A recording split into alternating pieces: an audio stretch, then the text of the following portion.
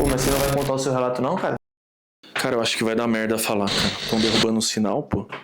Não, beleza, eu vou tentar de novo, vou colocar aqui. Cara, eu acho que não vai dar certo. Não, vai dar certo, relaxa.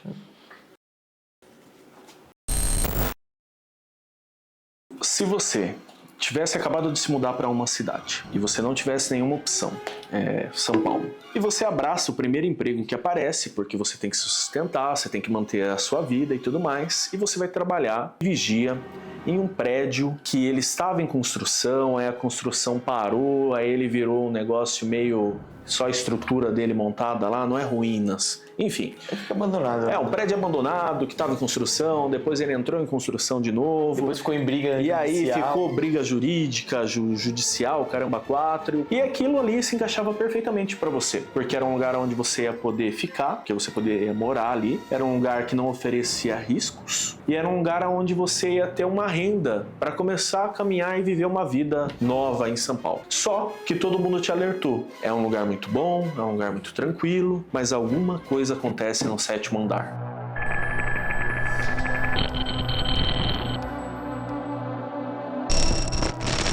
Não, mas eu não vou falar sobre isso.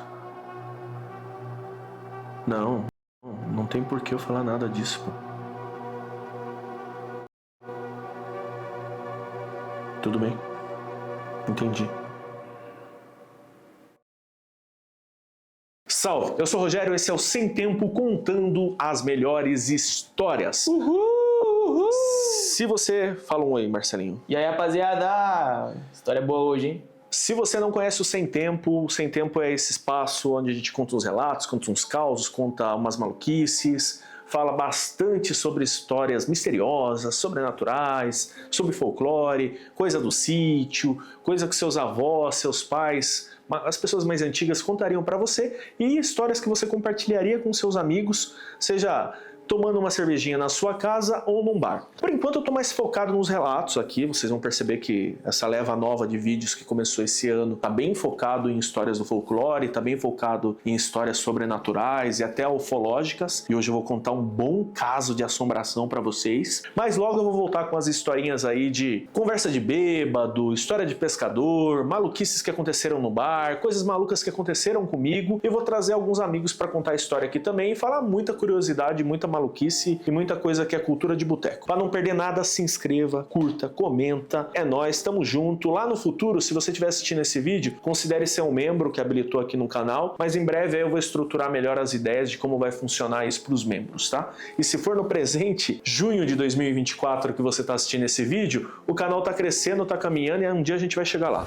Eu fazia teatro no Macunaíma. O Macunaíma é uma escola tradicionalíssima aqui em São Paulo, se você pesquisar, eu acho que também tem em Campinas, tem 7 unidades em São Paulo, mas eu fazia na Adolfo, que é a primeira unidade, se eu não me engano, no centro lá na República, né? Perto do centrão de São Paulo aqui. E logo que eu comecei, e ainda eu não tinha os meus amigos, ainda não tinha um contato com a galera, eu ia e voltava meio que sozinho, e às vezes eu parava por um boteco pra ali pra comer um pão na chapa, pra tomar um café. E aí, basicamente, um dia, tava sentado lá, matando a hora, porque tava muito adiantado pra entrar no teatro, tava comendo meu pão na chapa ali e tal, trocando ideia com o garçom. Aí eu tava conversando com o cara e o cara tava contando a história do pai dele. Esse garçom que me atendeu, eu lembro certinho, o nome dele era Carlos, e esse bar barra restaurante, barra padaria, barra botecão, fica ali, eu acho que é bem na divisa de Santa Cecília e República. Aí o cara do nada decidiu contar a história do pai dele pra mim, né? E por algum motivo que eu não lembro qual, a gente entrou em história da assombração. E aí ele contou a história do pai dele, que veio da Paraíba, tentar a vida aqui, sei lá, final dos anos 80 e tal, e ele conseguiu esse emprego. Quando ele chegou aqui, ele foi trabalhar num lugar perto de Gianópolis, né? E aí ele falou, meu pai vem e tal, e ele foi morar num prédio. E aí meu pai a vida inteira ficou traumatizado com esse prédio, porque até hoje ele não gosta de filme de assombração, não gosta de história da assombração, não gosta de nada que, tipo, seja espiritual, fantasma, demônio. Zé do Caixão, pra ele, é o pior pesadelo dele, sabe? Tipo, qualquer coisa assim pra ele, ele tá longe. Eu também sou meio cagado com essas essas coisas, cara. Bagulho de alienígena pra mim é o mais da hora, mas... Cara, quando eu era criança eu tinha muito medo de alienígena. Hoje eu não ligo. E não tinha medo de fantasma. E aí ele falou que o pai dele pegou esse emprego. E esse emprego já era um emprego que 3 pessoas tinham desistido. Porque à noite ficava fazendo barulho no lugar. Ele tinha tipo uma casinha do zelador que ficava no andar intermediário. O térreo, garagem e o intermediário pro primeiro andar, sabe? Um andar desnivelado. Lá era o único lugar do prédio onde tinha toda a estrutura montadinha. Que tinha a casinha do zelador, que tinha tipo uma copa, um espaço onde a galera guardava uns equipamentos velhos lá, que ficou abandonado da obra. Beleza, o resto, metade dos andares construída, outra metade aberta, sabe? Aqueles elevador de coisa de obra, tudo assim, uma obra pela metade, sabe? Em alguns pontos mais avançado, em outros pontos menos avançado. E assim, aí era aquelas luzes assim de obra, aquela coisa bem cimento cru, e por algum motivo no 7º andar fazia barulho. E o pai dele mudou pra lá, não, cabra macho, não tenho medo e tal, e não sei o que, não sei o que. Assim, o cara que contratou ele pra tomar conta lá da obra e tudo falou, ó, 3 caras saíram daqui porque eles diziam que alguma coisa acontecia e não era natural. Aí ele falou, eu vou ficar. Eu não tenho medo, não acredito nessas coisas. Beleza. Filme de terror sempre começa com um cara corajoso, sempre. Passou uns 2, 3 dias, tudo bem. Passou uma semana, tudo bem. Lá pelo final do primeiro mês começou umas coisas esquisitas. Diz que o cara parou de dormir bem. Acordava e tinha uma sensação que, sabe, não tava se sentindo bem, clima pesado, ambiente ruim, muito esquisito. E aí o cara, tipo, aproveitava e ia fazer a rondinha dele, né? E aí saía pra fora, dava uma olhada, subia, descia o prédio e tal. Batia a perna até o sono voltar e voltava pra lá, porque o trampo dele era só estar ali. Nossa, mas o cara bater perna no escuro do Cara, prédio, meu pai fez isso a vida inteira, cara. Sério? Meu pai acorda às 5 horas da manhã e dá a caminhadinha dele, cara. Nossa. É outro mundo, outra cultura, né, Marcelinho? Às vezes pegava pra limpar alguma coisa, tomava um café, comprava pão e fazendo os planinhos da vida dele, de comprar casa, conseguir um emprego melhor e tal. Primeiro começou com não conseguia dormir bem. Aí foi passando dias e ele não dormia bem. Aí começou os barulhos. Aí fazia barulho lá no alto. E aí ele falava, porra, que barulho é esse? Será que é bicho, pássaro, alguma coisa? Ou pior, alguém tá lá? Aí ele chegava no lugar, nada. E aí ele falava, 1º, 2º, 3º, 4º, 5º, 6º, corpo normal. 7º, parecia que descia um ar gelado, o corpo pesava e dava uma sensação que não era legal ficar no 7º. Subia, mas sei lá quantos andares, normal. Descia, 7º ruim, passava do 7º, tudo ficava bom. E sempre ele andava, não fazia barulho nenhum. Quando ele descia, tava lá pelo 3º, 4º andar, caía coisa lá em cima. E o cara começou a ficar encabulado com isso, né?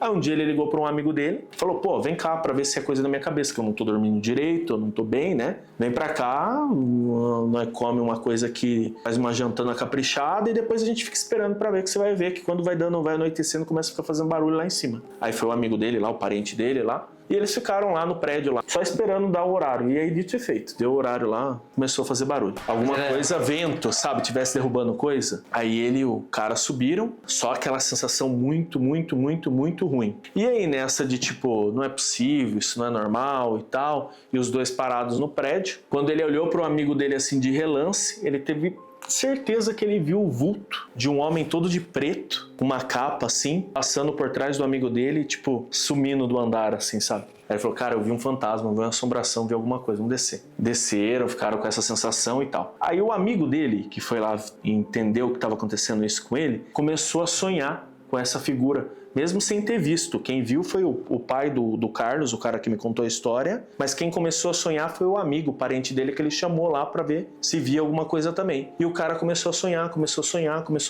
e tal, até que não teve jeito.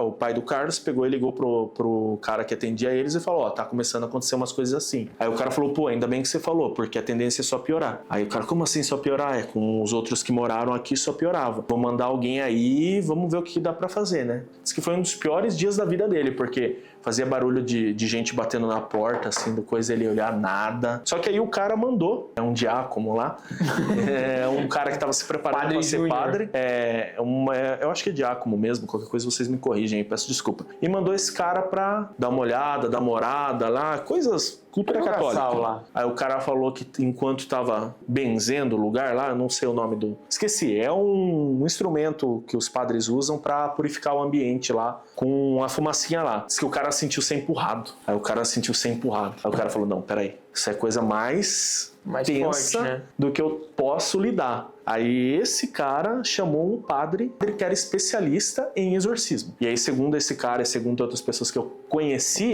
Padre Quevedo. sempre tem na arquidiocese um padre que é treinado, assim, sabe? Nas metrópoles, sempre tem um padre treinado para lidar com coisas sobrenaturais. Foi o que me contaram, não sei se isso é verdade ou não. E aí esse padre falou, ó, beleza, eu vou tirar o que tá aqui, mas ninguém pode morar nesse lugar aqui por pelo menos uns 3 meses. Que se ficar vai dar mais trabalho. E aí, pelo que o Carlos me contou, o pai dele teve contato com essa figura pelos centros de São Paulo mais alguns anos. Tá trabalhando em outro lugar, tá voltando para casa e ter a sensação de ver o homem todo de preto, capa preta, passando por perto dele, às vezes sonhar com essa figura. E até hoje, ninguém nunca entendeu direito o que aconteceu no 7º andar daquele prédio. Se você não compartilhar e não curtir esse vídeo, essa assombração do 7º andar vai aparecer, sabe aonde? Na sua casa.